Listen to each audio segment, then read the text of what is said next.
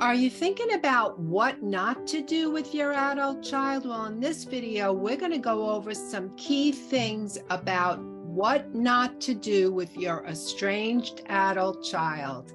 Hi, I'm Marie Morin. I'm a therapist and a wellness coach. Let's get started.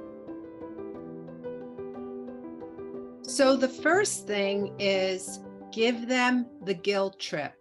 So you may be seeing your adult child or talking to them sparingly.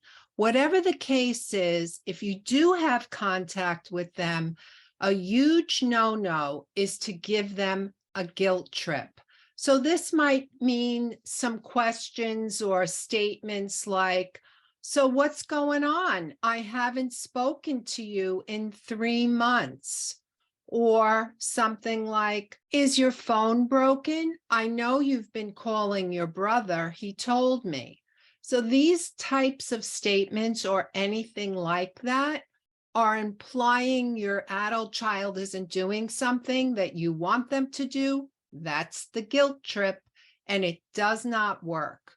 Comments like these do not motivate your adult child to be around you. In fact, one of the worst things to do is to imply some type of obligation to you.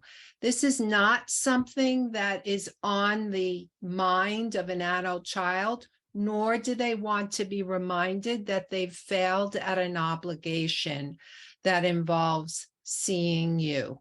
Giving them the guilt trip will backfire on you. The second thing not to do is to believe that the relationship status is one of fairness and not a lot of hard work. Joshua Coleman, in his book, Rules of Estrangement, talks about these as the 5 mistakes. He also talks about the fact that adult children have an asymmetrical balance of power. In other relationships, when there's conflict, it's a balance of power. Both parties have something to contribute to whether the relationship is going to improve or disintegrate. So with adult children, however, they're the ones that cut off and they're the ones that get to decide. Going back to the idea of an obligation, they're not obligated to you according to their perceptions. And Coleman talks about this in his book, to get back to you or to be fair. For them, they look at what's happened in the relationship, what's going on for them, and whether this is good for them. So thinking it's fair, don't do that. The third thing not to do is return fire with fire. So let's face it, when you're estranged, when your child cuts you off, there's a lot of emotions. We call it grief. Grief is the experience of shock, depression, anger you could be experiencing. You could be having a lot of anxiety. And when we're heightened in our emotions and our sensory state, we tend to react rather than respond. So if you're angry with your adult child or you're highly anxious about your adult child, you might be reacting with fire. So if you're angry with your kid, don't return fire with fire. Number 4 is thinking that reconciling will happen quickly.